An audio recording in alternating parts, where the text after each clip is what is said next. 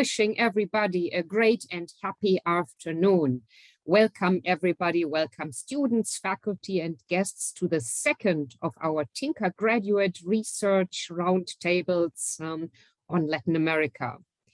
A lot of preparation went into this, so I'd like to start by saying thank you to Clea and Andrea for getting this ready and for organizing the session. I'd also like to extend a special thanks to Larissa, Xavier de Oliveira, our first year MA student in LAS, for moderating the session. Many of you know that traditionally we host a day-long symposium on the Tinker research to hear presentations from students returning from fieldwork in Latin America.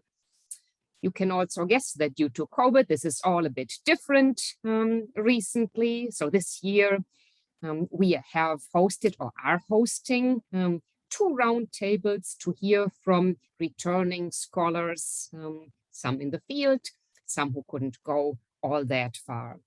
Last week, we started with an excellent group or set of presentations from the first 4 speakers. And today we'll have the pleasure to hear from 5 more of our researchers.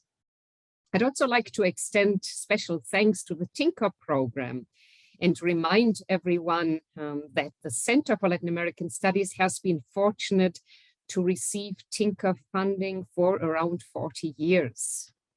The Tinker Foundation is very special, unique, in fact, because it funds critically important field research that graduate students conduct early in their careers. And unlike most funding, Tinker support is limited to master's and early PhD students. Moreover, Tinker is important also because it's interdisciplinary. Every year, the Center for Latin American Studies has been able to use Tinker funds to send up to 25 graduate students from all disciplines across campus to conduct field research in Latin America. So we have geologists, ethnomusicologists, education specialists, climate scientists, public health people, and history, geography, and environmental research connected to LAS. So the Tinker program has generated a campus-wide impact sustained over decades. Fantastic. Let's keep up the good work and see what people have to present about their research. I'm excited to hand over to Larissa, who will introduce the speakers and chair the session. Welcome. Hello, thank you, Dr. Mooney. So I'm very glad to be moderating the symposium today. And today you will be hearing from Sonia, Delphin-Perez, Aaron Krupp, Mandy Loader, Liliana Ruiz-Fischer, and Jacob Suits. Later, I will introduce them separately. And before having the presentation started, I would like to acknowledge our panelists' resilience during the pandemic. Despite the outbreak, they were able to conduct their research and be here today to share their findings. So thank you. Also, I would like to point out that if you have questions, you can write them in the Q&A box. And after all the presentations are done, I'm going to read them to the panelists. Remember to address the questions to whom it is. So without further ado, first you will be hearing from Sonia Delphin. The title of her research is Paraguay Identifying Synergies and Trade-offs Between Ecosystem Services and Development.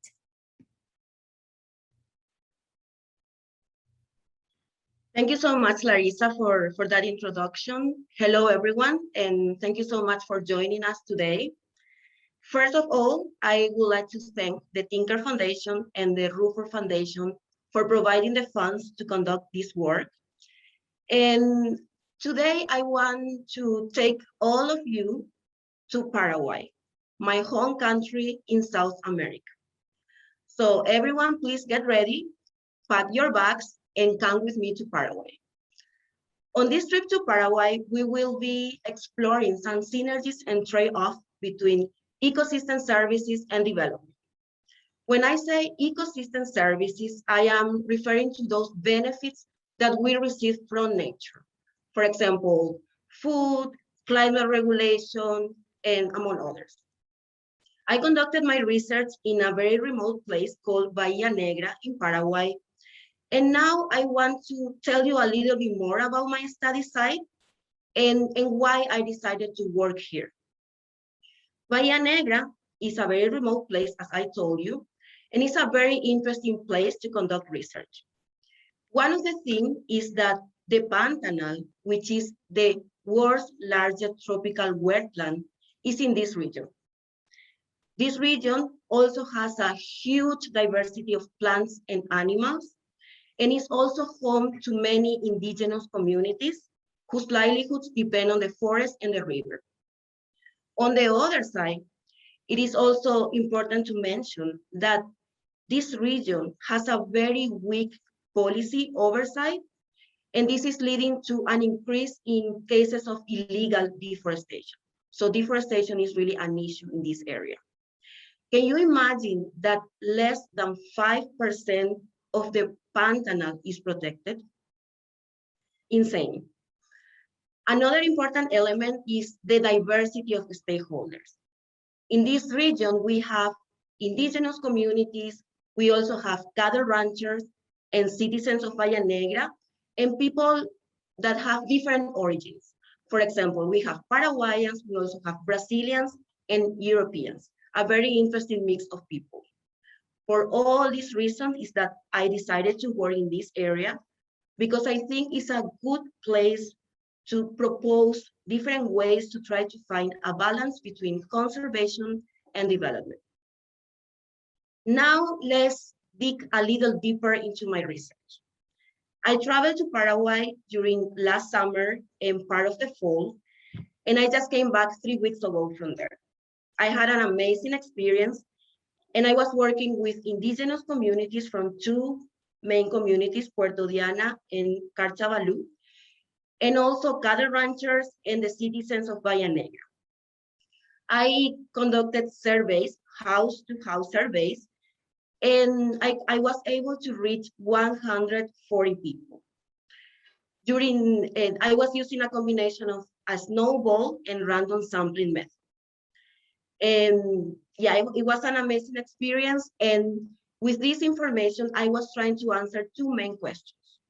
The first one is, what are the most important ecosystem services for each stakeholder group? In this case, I was conducting this research, asking them what are the most important ecosystem services to try to see what were the trade-off and synergies between them. And the second question I was trying to answer was, what is the geographical scope of the highest ecosystem services? In this case, I conducted some participatory mapping exercises where people had to mark on a map those areas that have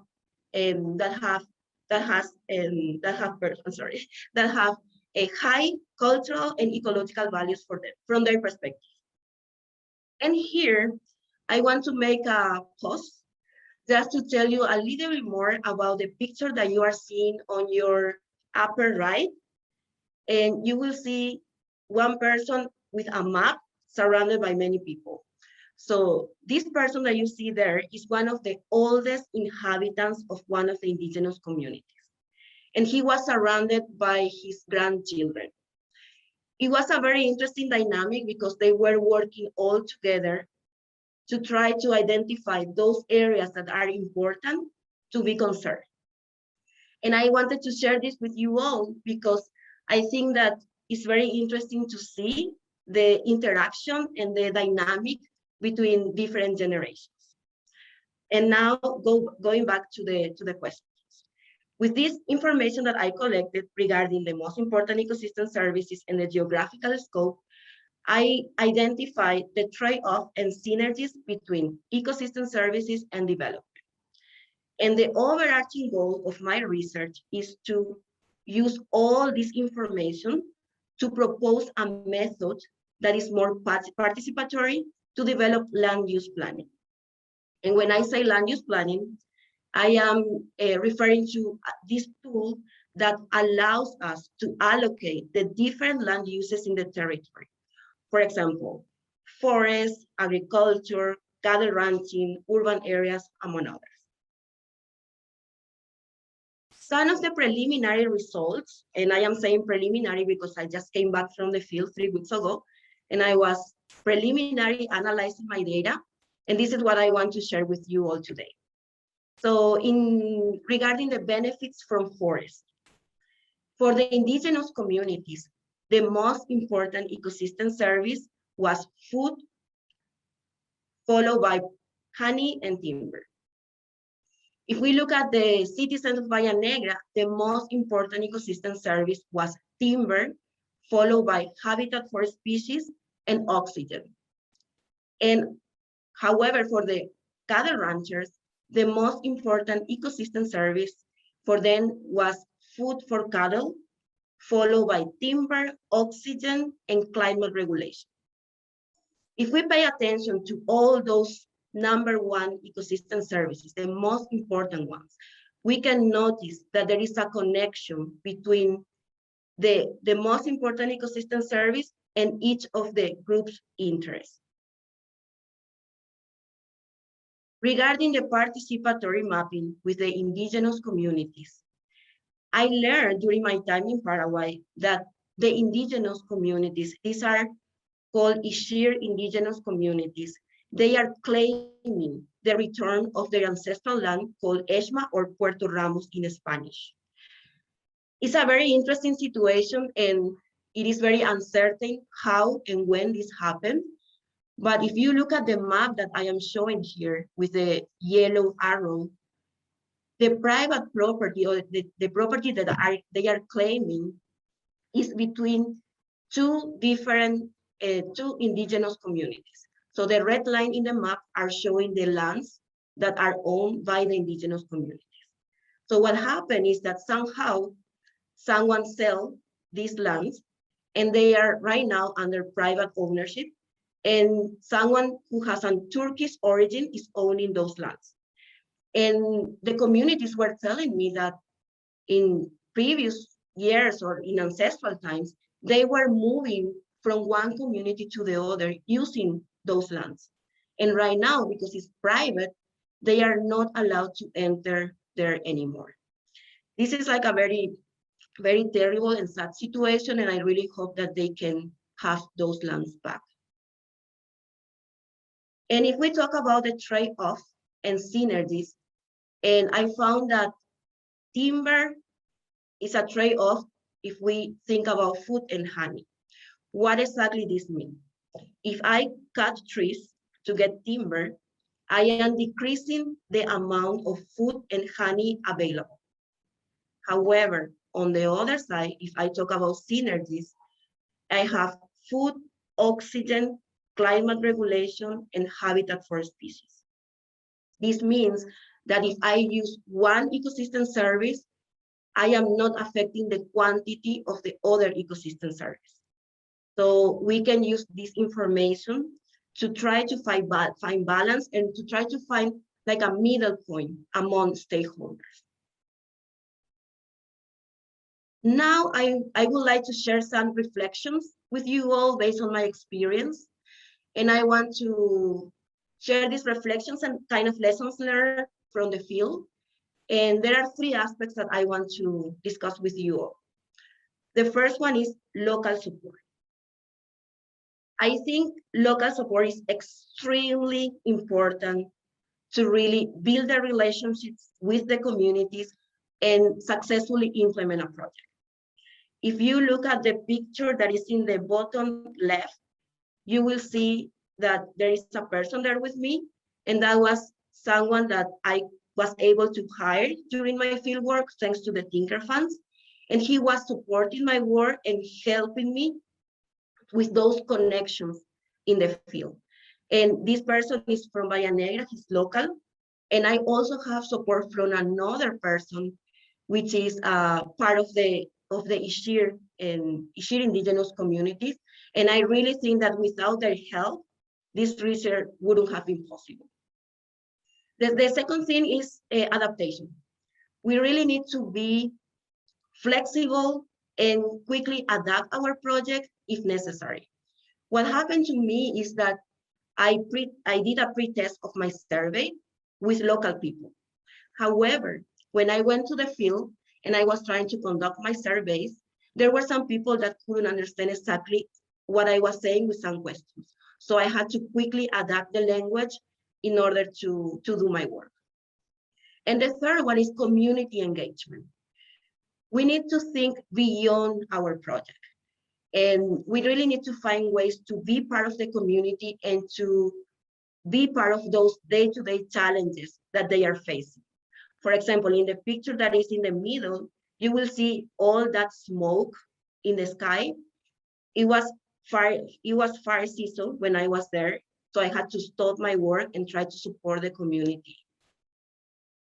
And now to end this presentation, I want to share some quotes with you guys, and I really want everyone to take this home and to really think about them.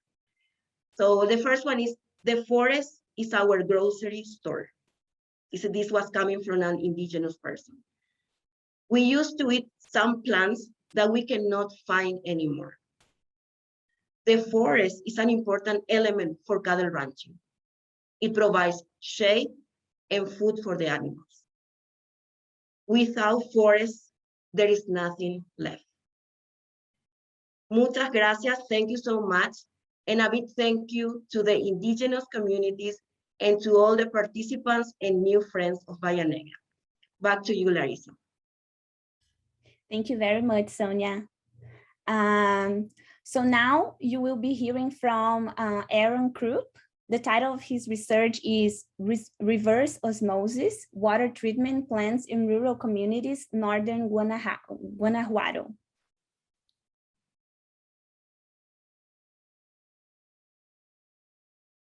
Now we have Mandy Loader. The title of her research is Changing the Narrative, Guatemalan Asylum Seekers in the US-Mexico Borderlands. Excellent. Thank you so much, Larissa. I'm going to just share my screen really quick. Please let me know if you are able to see it. Apologies for the delay. Alrighty, is everybody able to see that? Or just, I guess, let me know if you're not. Awesome. Thank you for the confirmation. Okay, perfect. So I'm Mandy Loader. I'm a dual master's student in journalism and studies of global media here at the U of A. And as Larissa said, my project looks at Guatemalan migrants who are seeking asylum in the United States. So before I get into my research, I want to just give a quick background. Of course, you all, I'm sure, have heard or already know that out-migration from Central America, and of course, my research is focused on Guatemala in particular, but it's been on the rise in recent years and in recent months. Many migrants are traveling north to the US-Mexico border in hopes of claiming asylum in the US. So in previous decades, a lot of migration was primarily single adult males who were more going to the United States in search of economic opportunities. But now we're seeing a lot more families and children, a lot more Central Americans. And a lot of these people are fleeing these, various conditions in their home countries, things, violence, endemic corruption, forced land acquisition. And of course, all of this is fueled and further exacerbated by climate change and the pandemic. So a lot of these migrants are facing very perilous journeys as they travel north to the US-Mexico border. And of course, as a journalist, I focus a lot on how media covers these types of issues as well. And what I found in my research is that media coverage is often limited or narrow. And most of the stories that I've looked at really don't delve into the key context and even like the historical issues that really play a part in all of this. So the purpose of my project was to not only explore this and develop a deeper understanding for myself, but to also produce a news article that incorporates these elements, this deeper context and understanding the full scope of what's happening. So of course, my initial plan was to travel to Guatemala, but as we know, COVID kind of threw things off for everybody. But fortunately, Tinker was very flexible with the timeline and the research location. So I also actually took a class that Tinker offered in digital research methodology. So it was really nice to be able to take some of the the methodologies I initially planned and create kind of a virtual version of that. So for example, I did a lot of interviews with experts in the US and Guatemala via video chat or phone conversations. So that being said, instead of going to Guatemala, I decided to focus my research on two Mexican border cities. One, Matamoros, it's over here on the western side of Mexico, or excuse me, the eastern side of Mexico, south of Texas. And then Tijuana is the other city that I decided to go to on the western side, south of San Diego. And I picked these two locations because I really wanted to understand the situation on opposite ends of the border. So kind of on the next slide here. So as far as my field research, it's important to say that I was able to work with local journalists. In the journalism world, we call these people fixers or local producers. And really they're just essential for really everything from arranging meetings with sources, transportation, security, and even translation as needed.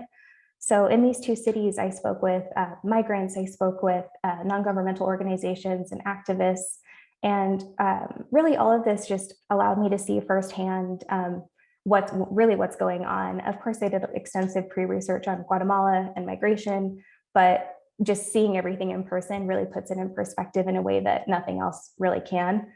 Some of the challenges with doing research in these two areas, the first, probably the biggest thing for me is working with vulnerable populations. Migrants, of course, have experienced a great deal of physical and emotional challenges while they're coming up north to Mexico, in their homelands, waiting in Mexico, and of course, hopefully with the potential of living in the United States moving forward. So working with these populations, I wanted to be very transparent about my intentions and my hopes to maybe have this project published one day. And of course, to respect their privacy, establishing rapport is very important for researchers and for journalists alike. So that was a very big part of what I did and, or what I tried to do. One of the big challenges for me personally was it was just really hard not to get too emotionally involved. You see people going through quite, just very sad situations. So it was hard to kind of stay back and just look at it from a research perspective as much as possible. The other thing to note, the other challenge was safety. And unfortunately, there's a lot of misrepresentation that, border cities are always these dangerous places, and that's really not always the case. But in the case of Tijuana and Matamoros, I definitely needed to be careful. And I really relied on my local producers and their guidance. They helped me know when I could take out my camera, who I could speak to, when I should talk, because obviously my terrible Spanish accent would give me away quickly. So in Mexico, it's actually one of the most dangerous countries in the world for journalists. So that was something I wanted to consider, not only for my sake, but for those I was working with. And really all of this only gave me just a very small taste of what migrants feel while they are waiting in Mexico. So on to the next slide here. So like I've been saying, this difficult journey that migrants go through from Central America north to the US, it really doesn't end at the US-Mexico border. Because of recent US immigration policies, migrants are either forced to wait in Mexico while their asylum requests are reviewed, or more often now, a lot of migrants are just turned away instantly. The policies specifically that I focused on are called migrant protection protocols, the Safe Third Country Agreements, and Title 42. And I won't go into too much detail for the sake of time, but just so you all know, those are the policies I was looking at. So really what I found was that nearly every asylum seeker with whom I spoke, they had waited for months in these border cities, and they had just had no word on their cases, no information, and they just felt so stuck. And meanwhile, while they're in these cities, they're facing humanitarian issues, discrimination, dangerous living conditions. People shared stories of being robbed, even multiple times being robbed, sleeping on the streets. Some were kidnapped or attempted kidnappings. Some were assaulted. And just in addition to these safety concerns, really migrants struggle financially too. Some are able to obtain temporary work visas, but others are not. A lot of the shelter representatives that I spoke with, they said that the safety risks are posed not even just by organized crime, but also by law enforcement. So it was very interesting and very profound to understand, the full scope of what's going on. And just really quick to kind of go over what some of these photos are. This top left photo here, that is an organization in a bus station in Matamoros, and they help with transportation. They give prepaid food cards to migrants. This photo here is the Rio Grande, or Rio Bravo, as it's known in Mexico, that separates the United States and Mexico in Texas. And that blue wreath signifies the death of a migrant who died crossing. This bottom photo here is El Chaporelle migrant camp in Tijuana. And these migrant camps are really, I mean, they just are kind of set up impromptu, and they don't really have any services. The sanitation is very poor, they're crowded, and actually they're very unsafe. This photo here, if you look in the back, those are actually migrants from Haiti, as is this gentleman down here. And while of course that wasn't the focus of my research in particular, this was all happening. Excuse me, I forgot to mention, I went to Matamoros and Tijuana in mid to late August and early September. And so this was really before a lot of these, this conversations about Haitian migrants at the border had really gotten to mainstream news. So I thought it was interesting to kind of be one of the first to start to understand what was happening there. This is another shelter in Matamoros.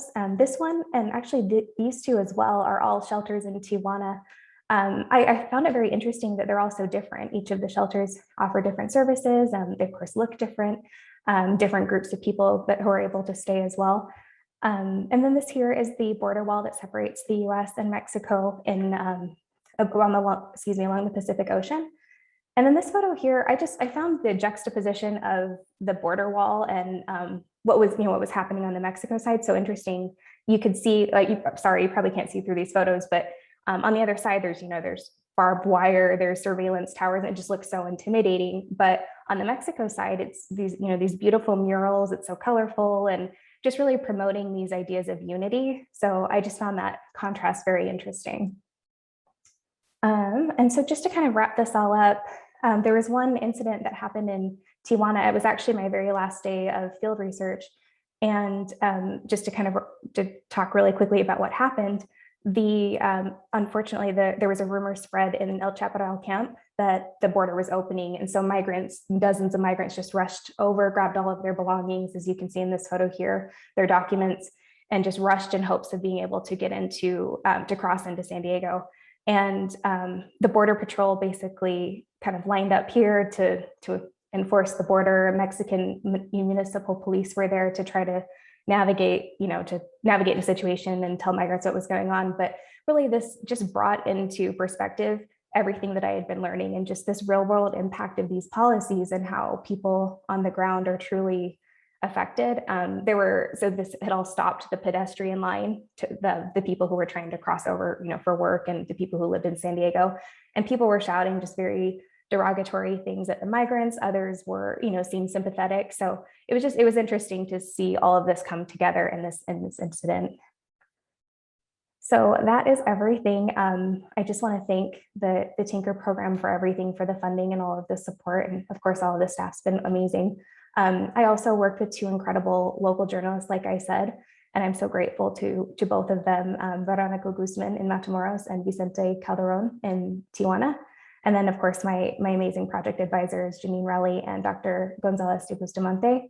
And thank you all really for supporting all of us as students and for caring about this research. I really I'm grateful for this opportunity to talk about it. Thanks so much. I'll turn it back over to Larissa. Thank you for your presentation, Mandy. So now we will have Liliana Ruiz-Fischer, and the title of her research is Community-Based Health Interventions in Longomai.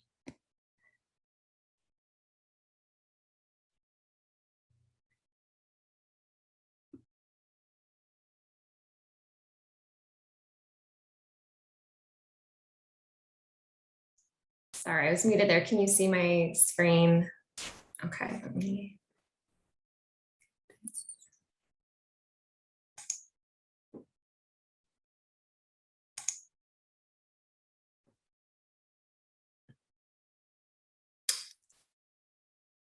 Okay, so hello everyone, thank you. My name is Liliana, and in June of 2021, I went to Costa Rica to learn about people, plantas, and public health in Finca Soñador, also known as the Longomai village in Costa Rica.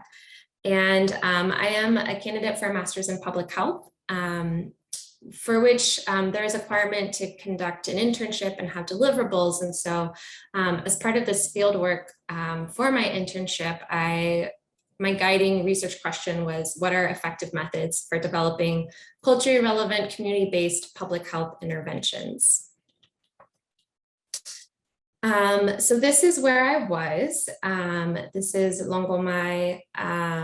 It is a cooperative that was founded in 1979, specifically for refugees from the Nicaraguan Sandinista movement. But today it's largely comprised of folks from El Salvador. There are 500 people living, approximately. The number shifts and fluctuates. But one count I have is that there were 500 people living on 900 acres of land. The economy in this area is largely agricultural, has long histories of being an agricultural area that have shifted in what they grow for various reasons. Today, the big agriculture crop of the region is pineapple. Del Monte, the pineapple company, they actually grow a ton of pineapple in this region. As you can see from the map, it's kind of like a lower land region. Used to grow coffee, but then coffee grown at lower elevations was considered poor quality. And so then big companies weren't buying their coffee beans anymore because they're considered lower grade. And so this whole area has like really transitioned recently into being largely pineapple production, and largely from these big companies like Del Monte. So with that, a lot of men are working for this specific community I was at. Most of the men work for the pineapple company, and there's a lack of economic opportunity for women. They have found it within this community, since they are part of this chain of cooperatives that are connected to cooperatives in Europe. There's actually a lot of European tourists that come. So a lot of the women in this community have acquired income through hosting tourists and offering homestay programs and teaching Spanish and having these different tourist means of income. Of course, with the pandemic, that was gone. So then there's been this big need for other means of income. And so there's a group that I was there working with called Las Amazonas. They are a resilient collective. Oh, went too far. They're a resilient collective of women growing medicinal plants and conducting reforestation projects in Longomai. I was connected to them I have overlapping interest and experience in community gardens, in grassroots engagement, and of course in public health. And so a lot of the work that they are doing right now is growing these medicinal plants. And this collective was born as a way, partly out of a way for like women to find a means of economic production, to be growing something and conducting these different projects, not just solely for the means of creating some economic security, but that is definitely a part of it. And so they are, been growing these plants that they can make into cosmetic product, that they sell to be turned into cosmetic products, or they also sell them within the community. And so in, going into my work with them, I'm not from this community. And so and as other folks have mentioned in their presentations, the building rapport is so essential to any sort of work that you're doing with these communities. So I really wanted to work intentionally to kind of remove set outcomes before my arrival. As part of my project for my master's program, I have to, create deliverables, but I really tried to stay away from having super set deliverables before I arrived there, and having some opportunity for flexibility, because the last thing I wanted was to come into this community and come in with like, this is what I'm doing, this is what's happening, we have to do things my way. I really wanted to make sure, and as part of my research question, was really wanting to build something in collaboration with this collective of women, and how can I conduct a project that is really supportive of the community and supportive of the work that these women are doing. So I have so many thanks to the Tinker Foundation and to my advisor, public health advisor, Dr. Cecilia Rosales and Kim Barnes in the public health program, and also to my site preceptors, Dr. Beta and Madeline Kaiser, who really helped me and were really supportive of me not trying to have super strict set exact deliverables, but really offering some opportunity to kind of build it as I was there based upon the wants and needs of the community. So I really worked intentionally, as I said there, to build trust-based listening relationships, embrace other ways of knowing, and really trying to defer decision-making to them while I was there. So after like a first week of listening and learning from them, we kind of had a conversation together in which they shared that they thought one of the ways that I could best support them would be by creating a medicinal plant guide. So these women are growing 24 different varieties of medicinal plants. And so work that I started there and I'm continuing to work on is developing a guide of all of these plants, their medicinal benefits, and how the community members are using them. So while I was there, I spent the rest of my time there meeting with community members. These are photos of some of them, but meeting with them and recording their wisdom and learning how they it was amazing. I just spent all this time talking to folks and learning about their relationship with plants. It was super beautiful and it's really wonderful. These are just some of the folks from the community. But relationship building was really essential. Before learning about the relationship with plants, we'd first have a cup of coffee and learn, just have conversations together. Living in the community, I think, was really essential for me to first develop a relationship with a lot of the folks there before I then started asking them questions for my project. One of my big points of learning was, even though I went into this wanting to not have a super colonial methodological process, I still found it kicking in where even though I wanted to, even though I was aware of these things, I still would, begin a conversation with Las Amazonas, with the women about something related to the project. And before asking them what they thought would be best, I started, with, these are some ideas that I have. And it's very difficult not to do that, especially when we're coming from our Western, just our graduate level of thinking, and we know these theories and we know what should be done and we know best practices and we know how to go about different things, but really constantly had to keep checking in with myself of just allowing that space and allowing for things to kind of move at the speed of trust and allowing for the work that I was doing to really be informed by the people that I was working with in that community. So so I'm still in contact. We have Zoom calls as I continue to develop the project deliverables, which are this medicinal plant guidebook that I'm developing. There is hope that with this guidebook that it can also be something that they use within the community as something that they could sell to tourists or sell to folks outside the community where they sell their cosmetic products as a way for the collective to continue, earning a little bit more income, to continue supporting their projects and growing the plants. We also are looking at the different things that I'm creating, having like little plant profile cards. So if they sell the plants at the market, they have nice little cards that share how to use the plants and what the plants are used for by the community members and ways to prepare them that can be sold with it. And I think a big piece of this guidebook has been just valuing the knowledge of the community members. I found a lot of times that there was this, things because you have a graduate, you're a graduate student, and a lot of times folks wanted to defer things onto me. And I'm really hoping that through this guidebook, I can really be honoring the knowledge of all of these community members. And I look forward to, sharing their photos in it and sharing their names as folks with so much knowledge for how to, within the public health realm. And that's all.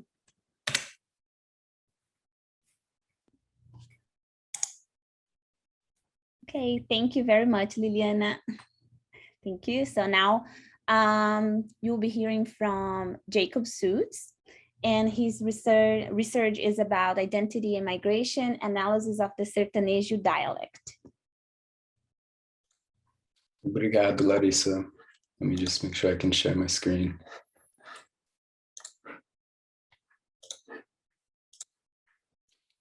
You see it okay? Perfect. Okay. So yeah, as Larissa said, my project title is Identity and Migration, Analysis of the Sertanejo Dialect. And my name is Jacob Suits, and I'm a second year MA student here in LAS. So my research is a sociolinguistic study of a rural variety of Brazilian Portuguese called Sertanejo Portuguese. And specifically going into the field this summer, I was interested in learning about the language attitudes that speakers of this variety hold and how the process of migration, or specifically in this case, return migration, can influence these language attitudes. And for a little bit of... Excuse me, Jacob, sorry for interrupt you. I think we can see your slide presentation. You can't? No. We could see only like your notes. Oh, I'm sorry.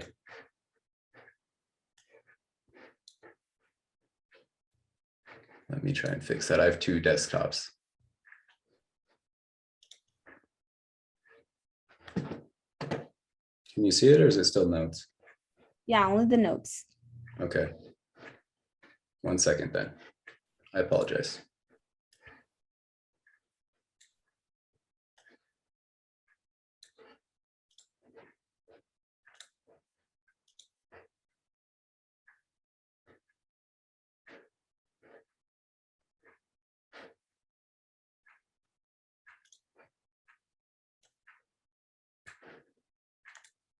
Is that any better?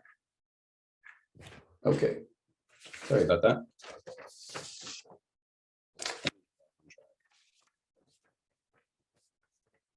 So yeah, going into the field this summer, I was interested in learning about these language attitudes of speakers of Sertanejo Portuguese.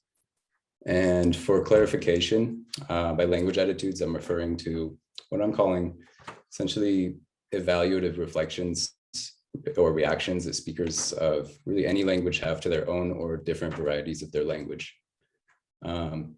Typically, this is done through the evaluation of linguistic cues, such as an accent, and then inferring a social group membership. And then from there, speakers can attribute stereotypes and assumptions about speakers based on their group membership from that. So then before I go right into my research, I want to give a brief background on the geographical area of my research. The location of my research is what's called the Sertão, which is a term in Portuguese that's synonymous with backcountry. The Sertão is a semi-arid backcountry region located within the Brazilian Northeast. And if you can see the map on the left-hand side, the area that's in red and marked by the number 2, that is the Sertão within the northeast of Brazil. So the Sertão, it's typically associated with rural life or less populated urban centers, hot and dry weather, and distance from the coast. And historically, the Sertão has been affected several times by severe drought, which combined with the region's relative lack of government investment, has led to poverty, as well as the mass migration of millions of people during the 20th century to the greater urban centers of Brazil, such as Rio de Janeiro, Sao Paulo, and Brasilia. And then, as I said before, the Sertão is home to unique culture and variety of Brazilian Portuguese, which is what I was interested in studying. During my first visit to the Sertão in 2020, I became interested in learning different varieties of Brazilian Portuguese are in the country. And I was surprised to find out that Brazil is actually really diverse in terms of linguistic variety. And what I mean by this is that practically in every state, in every region of Brazil, and in many cases, even single cities, they're home to distinct varieties of Portuguese that can vary phonetically, lexically, etc. So what was also really interesting to me upon finding this out was that there were sort of noticeable hierarchies between different varieties of Portuguese, and each variety carried its own implicit and explicit social evaluations among Brazilians. So I learned that non-standard and rural varieties of Brazilian Portuguese are often subject to what's called linguistic prejudice, or preconceito linguístico in Portuguese. And linguistic prejudice is basically a form of social discrimination that a person experiences because of the way that they communicate, whether that's through oral communication or written communication.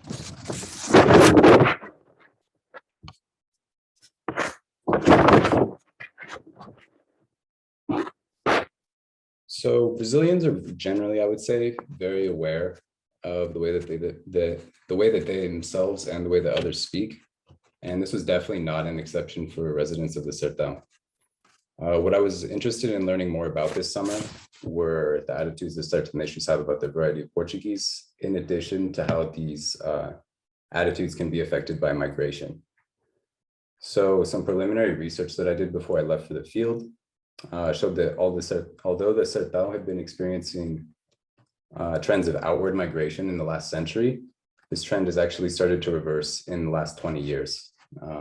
We have this little diagram on the left. The farthest left map of Brazil shows that we have kind of this trend of return migration, and it's saying that the Northeast is also retaining its population, right? So from there, I wanted to go into the field to try and find return migrants to interview as well as just residents of the Sertão that have lived there their whole lives, in the hopes that, or with the idea that time spent away from home and in contact with other language varieties, other dialects of Portuguese, and of course, different language attitudes could affect one's attitudes toward their own language variety.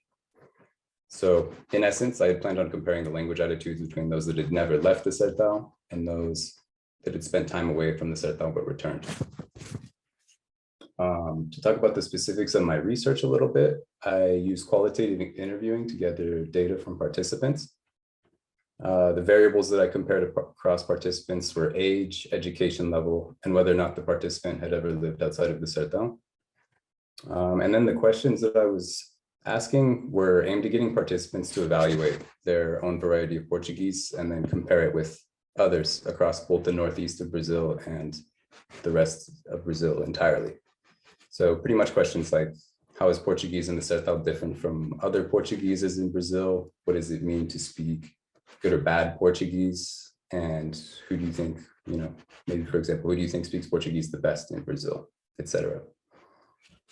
In terms of time frame and location of my research, I spent 4 weeks this past July in a city called Serra Talhada, which is, I don't know if you can see my cursor, but farthest right top picture, that's a picture of the city of Serra Talhada, and also in a neighboring town called Triunfo. Serra Talhada is a small city of about 50,000 people in the Brazilian state of Pernambuco, which you can see on the bottom right-hand picture. The state, the larger area is Pernambuco, and then the red area is the municipal region of Serra Talhada. So it's located along the Pajeú River in a sub-region of the Sertão called the Sertão do Pajeú. And then the other town that I interviewed in, Triunfo, also comprises part of this Sertão do Pajeú. And this was important for me going in this summer to kind of redefine the boundaries of where I wanted to do research, because I started with the Sertão. And if we go back here and we look at this map, that's a massive area, it's probably as big as the US Southwest.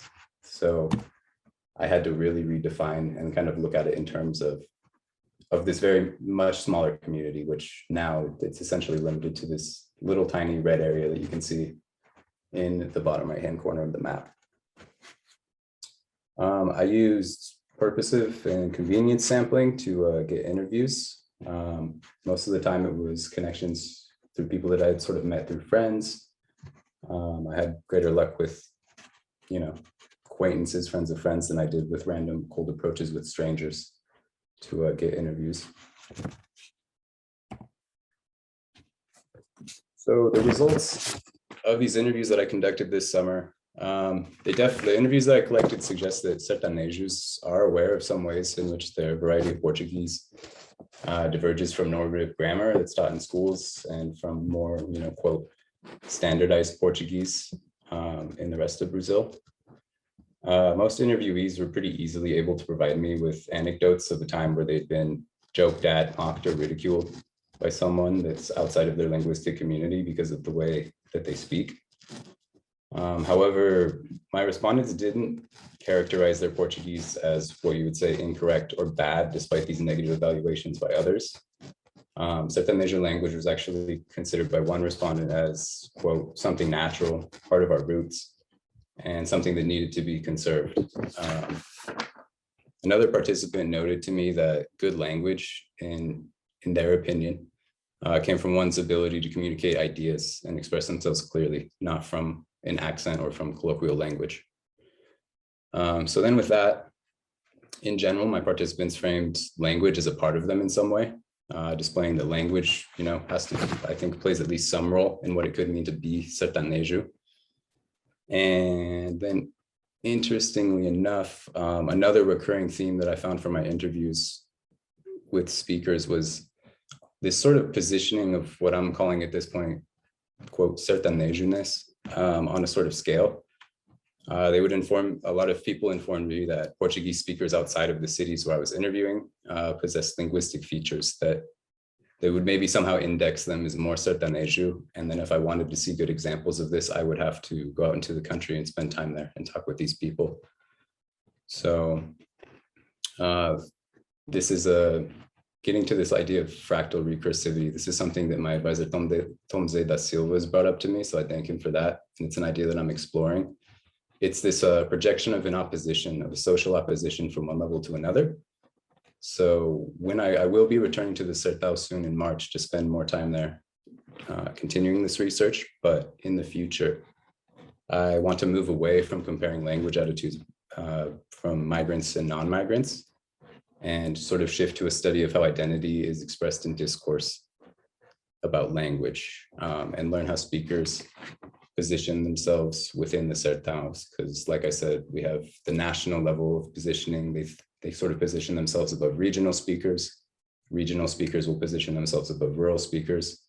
And I want to explore if there is this sort of same positioning that's happening at the rural level and what that would look like. And from there, that is essentially what I conducted this summer. I want to give a big thanks to the Tinker Foundation and to the Center for LAS for organizing this. And thank you to all who attended today. Thank you, Jacob. So now we can move on to the Q&A section.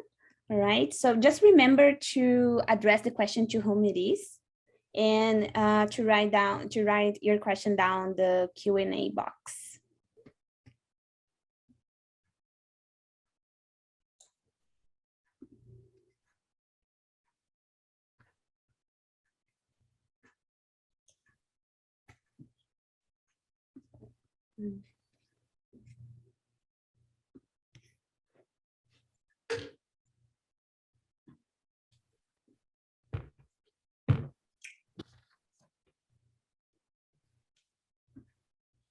All right, so I have a question for you, Jacob.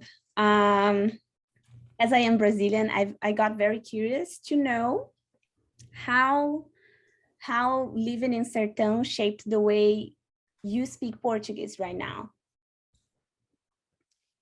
Yeah, thanks for that question. I guess, as you know, and for those that don't know, the northeast of Brazil has a very unique accent. And then within that, there's Sertanejo Portuguese, which is home to a lot of different expressions and colloquialisms. I sort of picked up some of the phonetic features, I would say, in my Portuguese when I was speaking from Northeastern Portuguese, Sertanejo Portuguese, which are very similar in that respect. But obviously, after 4 weeks, it wasn't enough immersion to start typically saying these phrases that people were saying. So hopefully with more time there, I can really get a better grasp on it. Thanks. Thank you. So now we have a question for Sonia and Mandy. So let me read it. In intellectual and ethical terms, how do you mediate between being an observer versus participant/advocate? I truthfully can't say that I have a one-size-fits-all approach to that either, but I did rely a lot on, a lot of the ethical conversations I've had with my advisors and just in the journalism school in general. Fortunately, I think in journalism anyway, I think we've gotten to a point where it's not just go and be impartial and be completely neutral. I think you can still be compassionate and you can still understand that, of course, while I'm not going to sit and share how I feel about a particular policy, I can still understand that I believe people should be treated well, and these migrants should not be dealing with the situations that they're dealing with. So I think that there's a fine line and a balance, but I think it can be done. A lot of practice and learning helped me in particular. I don't know, I'm sure Sonia has something much better than I did. Sorry, I did not have a perfect answer for that, but thank you for the question. Yeah, thank you so much for that wonderful question. And I agree with Mandy about that. And I think especially in my case, because I was working with indigenous communities, there needs to be some agreements at the beginning, because sometimes it can be like very sensitive information. So those agreements need to happen when we start our project. And in my case, I was very clear that I was only there collecting information, and they can use that information. For example, if you remember, I was talking about these lands that they are claiming. So it's a very, very sensitive topic. And I can generate all the information so they can use that information to advocate and try to have those lands back. But I cannot be advocating for them, because I feel that is not the position that I should take, because it's something that I can be there like helping there, but I cannot be the face of the native communities to advocate for them. And they were very comfortable with that. So I think it's very important to have those agreements at the beginning. And thank you so much for that question.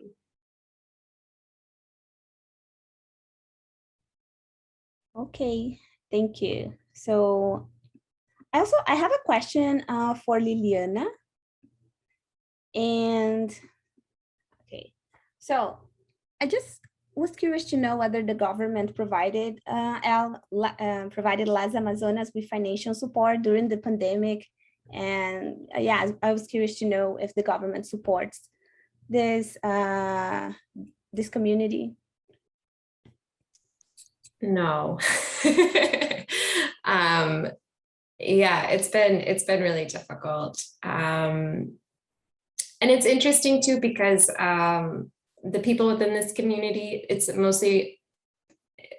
funny because the land is owned by this collective of cooperatives in Europe. And so the people that are living there for free, but they don't have rights to their land. So it actually makes them ineligible for a lot of different government, federal benefits to help with their home or to have aid, not necessarily specific to COVID-19 pandemic, but other forms of federal assistance they're actually ineligible for. And then there's the other layer of, like, many of them are not Costa Rican citizens, they are coming from other countries. And so there's just all of these different layers that actually makes it difficult for them to receive federal assistance and benefits. So no. Thank you for your answer. There's a question for Sonia. So how your outsider status has informed your goal of making concrete suggestions to people on location? Did you speak with your interviewees and community contacts about that? Hey, can you please repeat the question? Yes. I didn't get the first part. How your outsider status has informed your goal of making concrete suggestions to people on location? Did you speak with your interviewees and community contacts about that? Yeah, thank you so much for that question. And I think it's very difficult to share in 10 minutes the whole context. But before coming to U of A to do my PhD, I was working in that region for at least 4 years or 5 years. So I knew the context and I knew some of the problems that they were facing. And that really helped me to try to define the goals of my research. But during this week, I was discussing with some of my advisors, and it is interesting to see how your perspective can change when you really are part of the community. And I love what Liliana was saying, because she was saying that spending time with the community, just talking to them and being part of their daily activities really can change the perspectives that you have. Because I used to work in that region, but we were spending like 2 or 3 days and then going back to the city. And now I was like really staying there, living in the community. And I was impressed on, I was even questioning some of the questions that I was asking, because I was like, oh my God, I am asking about, ecosystem services. And sometimes these people, they don't have the basic needs satisfied. So I think it's a very interesting process of, like having working in the area for a couple of years, but with, like short visits compared to spending time with the community and really learning from them. I don't know if I answered that question, but thank you so much. Okay, thank you. So there's another question for Sonia. Oh, hold on. Okay, so do you think there's any limitations to conceptualizing nature are providing services where trade-offs and compromises between disparate actors? I am wondering if this tends toward commoditizing, oh my gosh, this is hard to pronounce, nature and reinforcing capitalist logics of natural resources, and may flatten differences between actors in terms of their access to power, as well as the harms of the use of these services. Yeah, that's a great question. Thank you so much. Yeah, I have been questioning many things, and of course there are limitations about talking about ecosystem services, and sometimes these terms can have like a Western focus. And actually I had a very interesting experience because I was planning to use a specific method to identify those most important ecosystem services. But what happened is when I started talking to the indigenous communities and I was asking them, what are the most important ecosystem services or benefits that we receive from forests? They were telling me all of them. I had a list and I was like trying to ask them and like to get a rank of all the ecosystem services. And I was mentioning food and habitat for species, climate regulation, and some others. And they were like looking at me and saying, no, the whole forest is important to us.